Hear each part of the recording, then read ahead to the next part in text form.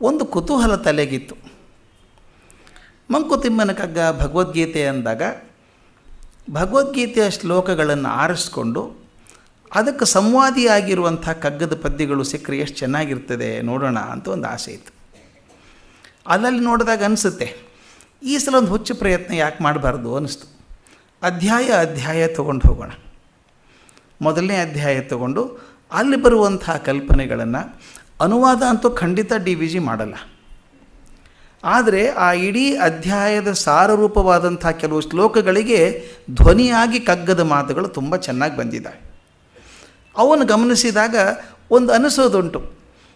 ನಾನು ನೋಡ್ತಾ ಇದ್ದೆ, ಭಗವದ್ಗೀತೆ ಬಗ್ಗೆ ಮಾತಾಡುವಾಗ ಇದನ್ನು ನಾವು ಉಪನಿಷತ್ತಿನ ಸಾರ ಅಂತ ಕರಿತೇವೆ. ಸರ್ವೋಪನಿಷದೋ ಗಾವೋ ದುಗ್ಧ ಗೋಪಾಲನಂದನ ಪಾರ್ಥೋ ವತ್ಸ ಸುಧೀರ್ ಭೋಕ್ತ ದುಗ್ಧಂ ಗೀತಾಮೃತಂ ಮಹತ್ ಅಂತ ಹೇಳ್ತೀವಿ.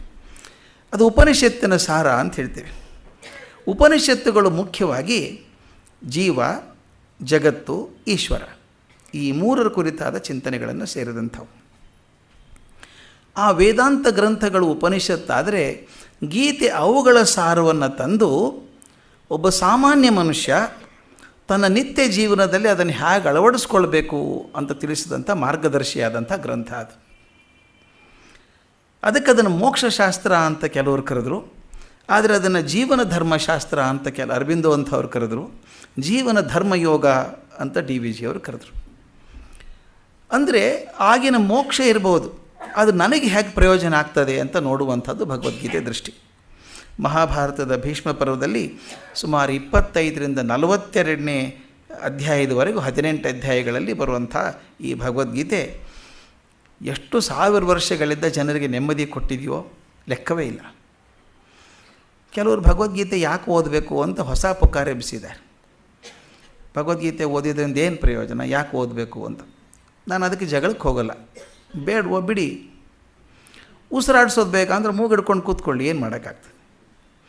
ನಮಗೆ ಶಕ್ತಿ ಕೊಡುವಂಥ ಒಂದು ಮೂಲ ಸ್ರೋತ ಇದೆ ಅಂದಾಗ ಶಕ್ತಿ ಪಡ್ಕೊಳ್ಳುವಂಥದ್ದು ನಮ್ಮ ಕೈಯಲ್ಲಿರುವಂಥದ್ದು. ಅದು ಬೇಡ ಅಂದರೆ ಅವರು ಬಿಡುವಂಥದ್ದು. ನಾನು ನೋಡ್ತಾ ಇದ್ದೆ ಯಾರ್ಯಾರು ಎಷ್ಟೆಷ್ಟು ಬಗ್ಗೆ ಭಗವದ್ಗೀತೆ ಬಗ್ಗೆ ಒಳ್ಳೆಯ ಮಾತುಗಳನ್ನು ಹೇಳಿದ್ದಾರೆ ಅಂತ. ಕೆಲವೊಂದು ಮಾತ್ರ ದಾಖಲೆ ಮಾಡ್ಕೊಂಬಂದಿದ್ದೀನಿ. ಅವು ವ್ಯಕ್ತಿಗಳು ಎಲ್ಲ ಬೇರೆ ಬೇರೆ ಸ್ವಭಾವದವರು, ಬೇರೆ ಬೇರೆ ದೃಷ್ಟಿಯವರು. ಆದರೆ ಭಗವದ್ಗೀತೆ ಬಗ್ಗೆ ಅವರ ಅಭಿಪ್ರಾಯ ಹೇಗಿದೆ ಅಂತ. ಮಹಾತ್ಮ ಗಾಂಧಿಯವರು ಬರೀತಾರೆ, ಗೀತೆ ಜಗನ್ಮಾತೆ, ಆಕೆ ಯಾರನ್ನೂ ದೂರ ಇಡುವುದಿಲ್ಲ. ಗೀತೆಯ ನಿಜವಾದ ಭಕ್ತನಿಗೆ ನಿರಾಸೆ ಎಂಬುದು ಎಂದೂ ತಿಳಿಯದು. ಬೈಬಲನ್ನು ಓದಿದಾಗಲೂ ಸಿಗದ ಶಾಂತಿಯನ್ನು ನಾನು ಭಗವದ್ಗೀತೆಯಲ್ಲಿ ಕಂಡುಕೊಂಡಿದ್ದೇನೆ.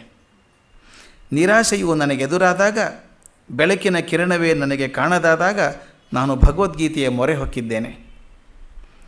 ನನ್ನ ಬದುಕು ದುರಂತಗಳಿಂದ ತುಂಬಿದ್ದರೂ ತಕ್ಷಣವೇ ಶಾಂತಿಯ ತೀರ ಸಿಕ್ಕುತ್ತಿತ್ತು. ಇದಕ್ಕೆ ಮುಖ್ಯ ಕಾರಣ ಭಗವದ್ಗೀತೆ. ಅವ್ರು ಹೇಳಿದ್ದು ಪೂರ್ತಿ ಬರೆದಿಲ್ಲ, ಒಂದೊಂದು ಪ್ಯಾರಾಗ್ರಾಫ್ ಆರಿಸ್ಕೊಂಡಿದ್ದೀನಿ. ಅರವಿಂದ್ ಘೋಷ್ ಅವರು ಬರೀತಾರೆ, ಅರವಿಂದೋ ಬರೀತಾರೆ, ಮಹಾಭಾರತ ಕಾಲದಿಂದ ಇಂದಿನವರೆಗೂ ಗೀತೆ ಜೀವನ ಧರ್ಮಶಾಸ್ತ್ರವಾಗಿ ಉಳಿದು ಬಂದಿದೆ. ನಮ್ಮ ದೇಶದ ಮತ್ತು ಸಂಸ್ಕೃತಿಯ ಪುನರುತ್ಥಾನಕ್ಕೆ ಗೀತೆಯ ಕೊಡುಗೆ ಬಹು ಅಪಾರವಾದದ್ದು. ನಮ್ಮ ಆಧ್ಯಾತ್ಮಿಕ ಬದುಕಿಗೆ ಅಗತ್ಯವಾದ ತತ್ವವೆಲ್ಲವೂ ಗೀತೆಯಲ್ಲಿ ಸೇರಿಕೊಂಡಿದೆ. ಲೋಕಮಾನ್ಯ ತಿಲಕರು ಬರೆಯುವಂಥ ಮಾತು. ಅವರು ಸ್ವಲ್ಪ ಗೀತೆಯ ಬಗ್ಗೆ ತುಂಬ ಪ್ರೀತಿಯಿಂದ ಬರೆದಂಥವ್ರು. ಸ್ವಾರ್ಥದಿಂದ ಪ್ರಾಪಂಚಿಕ ಬದುಕನ್ನು ಬಾಳಿ ನಿತ್ರಾಣಗೊಂಡವರಿಗೆ ಕಾಲಹರಣ ಮಾಡಲು ಈ ಗೀತೆಯನ್ನು ಬೋಧಿಸಿಲ್ಲ. ಸ್ವಾರ್ಥದಿಂದ ಬದುಕ್ತಾ ಇದ್ದೀವಿ, ನಿತ್ರಾಣ ಆಗಿ ಹೋಗಿದ್ದೀವಿ, ಅದಕ್ಕೆ ಸ್ವಲ್ಪ ಏನಾದರೂ ಸಹಾಯ ಮಾಡಿತ್ತಾ ಅಂತ ಕಾಲಹರಣಕ್ಕೋಸ್ಕರ ಮಾಡಿದಂಥ ಉಪದೇಶ ಭಗವದ್ಗೀತೆ ಅಲ್ಲ. ಅಲ್ಲವೇ ಅಂಥ ಪ್ರಾಪಂಚಿಕ ಬದುಕನ್ನು ಬಾಳಲು ಪೂರ್ವಭಾವಿಯಾದ ಪಾಠವೂ ಅದು ಅಲ್ಲ. ಈಗ ಸ್ವಾರ್ಥ ಬದುಕೋದಕ್ಕೆ ಹೇಗೆ ಬೇಕು ಅಂತ ಗೈಡು ಅಲ್ಲ ಅದು. ಮುಂದಿನ ಸಾಲು ಭಾಳ ಮುಖ್ಯ ನನಗೆ. ಆದರೆ ಪ್ರಾಪಂಚಿಕ ಬದುಕಿನಲ್ಲಿ ಮೋಕ್ಷದ ಗುರಿಯನ್ನಿಟ್ಟುಕೊಂಡು ಹೇಗೆ ಬಾಳಬೇಕು ಎಂಬುದನ್ನು ಮತ್ತು ಬದುಕಿನಲ್ಲಿ ಮಾನವನ ನಿಜವಾದ ಕರ್ತವ್ಯವೇನು ಎಂಬುದನ್ನು ಗೀತೆ ತೋರಿಸುತ್ತದೆ. ಇದು ನನಗೆ ಭಾಳ ಇಷ್ಟವಾದಂಥ ಮಾತು. ಗೀತೆ ಹೇಳೋದು ಮೋಕ್ಷ ಬೇಕು ನಿಜ, ಆದರೆ ಬದುಕಿನಲ್ಲಿ ಹೇಗೆ ಬದುಕಬೇಕು ಅಂತ ತೋರಿಸ್ಕೊಡ್ಬೇಕು ಅಂತ. ಇದನ್ನು ನಾನು ಹಿಂದಕ್ಕೊಂದ್ಸಲ ಹೇಳಿದ್ದೆ, ನೆನಪಿಲ್ಲ. ನಮ್ಮ ಭಗವದ್ಗೀತೆಯ ಧ್ಯಾನ ಶ್ಲೋಕಗಳಲ್ಲಿ ಮಧುಸೂದನ ಸರಸ್ವತಿಯವರು ಬರೆದಂಥ ಧ್ಯಾನ ಶ್ಲೋಕಗಳಲ್ಲಿ ಒಂದು ನನಗೆ ತುಂಬ ಇಷ್ಟವಾದದ್ದು, ವಸುದೇವ ಸುತಂ ದೇವಂ ಕಂಸ ಚಾಣೂರಮರ್ದನಂ ದೇವಕೀ ಪರಮಾನಂದಂ ಕೃಷ್ಣಂ ಒಂದೇ ಜಗದ್ಗುರು. ಇದನ್ನು ಎರಡು ನೆಲೆಯಲ್ಲಿ ನೋಡಬಹುದು ನಾವು. ವಸುದೇವ ಸುತಂ ದೇವಂ, ವಸುದೇವನ ಮಗ ಕೃಷ್ಣ.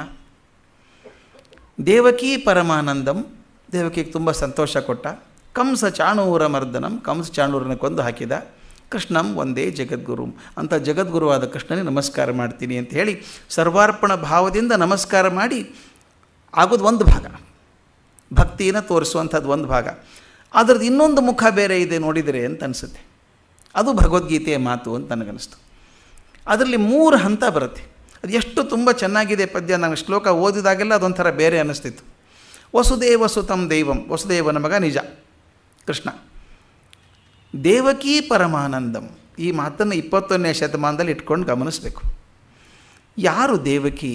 ತಾಯಿ, ಹಡೆದ ತಾಯಿ. ಅವನು ನೋಡಲೇ ಇಲ್ಲ ಆಕೆ ಎಷ್ಟು ದಿವಸ. ಮಥುರೆಗೆ ಬಂದು ಕಂಸನ ವಧೆ ಆಗುವವರೆಗೂ ಮಗನ ನೋಡಲೇ ಇಲ್ಲ ಆಕೆ. ಹುಟ್ಟಿದ ಕೂಡಲೇ ಕಳಿಸಿದಂಥವಳು ಅವನು ನೋಡಲಿಲ್ಲ. ಬರೀ ಬಾಯಿಂದ ಕೇಳ್ತಿದ್ದಾಳೆ, ಹಾಗೂ ಇದ್ದಾನೆ ಅಂತ ತಿಳ್ಕೊಂಡೇನೋ ಕೇಳ್ತಾ ಇದ್ದಾಳೆ. ಜೊತೆಗಿದ್ದವಳು ನೋಡಿ ಎಷ್ಟು ಚೆನ್ನಾಗಿದೆ, ಹತ್ತಿರ ಇದ್ದವಳು ತಾಯಿ, ಇಲ್ಲಿ ದೂರಿಂದ ಕೇಳುವಂಥವಳು. ಆದರೆ ದೇವಕೀ ಪರಮಾನಂದಂ, ಆಕೆ ಕೂಡ ಸಂತೋಷ ಕೊಡುವಂಥ ಕೃಷ್ಣ ಅಂತ. ಈ ಮಾತನ್ನು ನಾನು ಯಾಕೆ ಒತ್ತಿ ಹೇಳ್ತಾ ಇದ್ದೀನಿ ಅಂದರೆ, 21ನೇ ಶತಮಾನದಲ್ಲಿ ತಂದೆ ತಾಯಿಯರಿಗೆ ಪ್ರೀತಿ ಕೊಡುವಂಥ, ಅಷ್ಟು ಪ್ರೀತಿಯನ್ನು ಕೊಡುವಂಥ ಮಕ್ಕಳು ಎಷ್ಟು ಜನ ಸಿಗ್ತಾರೆ ಅಂತ ಹುಡುಕೋ ಪರಿಸ್ಥಿತಿ ಬಂದಿದೆ. ತಾಯಿಗೆ ಅಷ್ಟೊಂದು ಪ್ರೀತಿಯನ್ನು ಕೊಡುವಂಥ ಕೃಷ್ಣ, ತಂದೆ ತಾಯಿಯರಿಗೆ ತನ್ನ ಪ್ರೀತಿಯನ್ನು ಪೂರ್ತಿ ಒಪ್ಪಿಸಿದಂಥ ಕೃಷ್ಣ, ಕೊನೆವರೆಗೂ ತಾಯಿಗೆ ಯಶೋಧೆ ಆಗಬಹುದು, ದೇವಕಿ ಆಗಬಹುದು, ಇಬ್ಬರಿಗೂ ಸಂತೋಷವನ್ನು ಕೊಟ್ಟಂಥ ಕೃಷ್ಣ. ತಂದೆ ತಾಯಿಯಂದರಿಗೆ ಸಂತೋಷ ಕೊಡುವನು ಅಂದರೆ ಮೊದಲು ಮನೆಗೆ ಒಳ್ಳೆಯವನಾಗಬೇಕು. ಒಬ್ಬ ಮನುಷ್ಯ ಬದುಕಿದಾಗ ಹೇಗೆ ಬದುಕಬೇಕು ಅನ್ನೋದನ್ನು ಈ ಶ್ಲೋಕ ಹೇಳ್ಕೊಡುತ್ತದೆ ಅಂತ ನಾನು ಭಾವಿಸ್ಕೊಂಡಿದ್ದೇನೆ. ದೇವಕೀ ಪರಮಾನಂದಂ, ನೀನು ಮನೆಯೊಳಗಿದ್ದಾಗ ಮನೆಯವರಿಗೆ ಒಳ್ಳೆಯವನಾಗಿರು. ಎಷ್ಟೋ ಜನ ಇರ್ತಾರೆ, ಪ್ರಪಂಚಕ್ಕೆಲ್ಲ ಒಳ್ಳೆಯವರಾಗಿರ್ತಾರೆ, ಮನೆಯವರಿಗೆ ಚೆನ್ನಾಗಿಲ್ಲ. ಇಲ್ಲಿ ಹೇಳ್ತಾರೆ ದೇವಕೀ ಪರಮಾನಂದಂ, ಮೊಟ್ಟ ಮೊದಲು ನೀನು ಕೆಲಸ ಮನೆಗೆ ಒಳ್ಳೆಯವನಾಗಿರು, ಮನೆಯವರೆಲ್ಲ ಚೆನ್ನಾಗಿ ನೋಡ್ಕೊ, ನೀನು ಮೊದಲು ಮಾಡಬೇಕಾದ್ದು. ಆದರೆ ಅಲ್ಲಿಗೆ ನಿಂತ್ಕೋಬೇಡ. ಮುಂದೇನು ಮಾಡಿದ ಕೃಷ್ಣ? ಕಂಸ ಚಾಣೂರ ಮರ್ದನಂ, ಆ ಕಂಸ ಚಾಣೂರನ್ನು ಕೊಂದು ಹಾಕಿದ. ಯಾರು ಕಂಸ ಚಾಣೂರರು? ಸಮಾಜಕ್ಕೆ ಅಪಾಯಕಾರಿಯಾಗಿದ್ದವರು, ತೊಂದರೆ ಕೊಡುವಂಥವರು, ಲೋಕಕಂಟಕರಾಗಿದ್ದಂಥವ್ರು. ಅಂಥವನನ್ನು ನಾಶ ಮಾಡಿದ. ಅಂದರೆ ಒಬ್ಬ ಸಮರ್ಥನಾದಂಥ ವ್ಯಕ್ತಿ ಒಂದು ಸಾರ್ಥಕ ಜೀವನ ಬದುಕಬೇಕಾದರೆ ಮೊದಲು ತನ್ನ ಮನೆಗೂ ಒಳ್ಳೆಯವನಾಗಬೇಕು.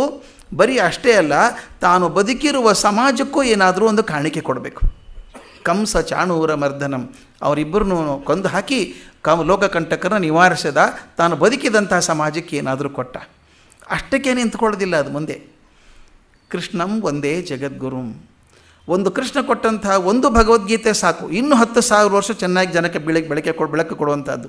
ಆದ್ದರಿಂದ ಒಬ್ಬ ವ್ಯಕ್ತಿ ಜೀವನದಲ್ಲಿ ಬದುಕಿ ಬಂದಾಗ 3 ಹಂತದಲ್ಲಿ ಕೆಲಸ ಮಾಡಬೇಕು ಅನ್ನೋದನ್ನು ಶ್ಲೋಕ ಸೂಚ್ಯವಾಗಿ ತೋರಿಸುತ್ತೆ. ಒಂದು, ನೀನು ಮನೆಗೆ ಚೆನ್ನಾಗಿರು, ಮನೆಯವರಿಗೆ ಒಳ್ಳೆಯವನಾಗಿರು.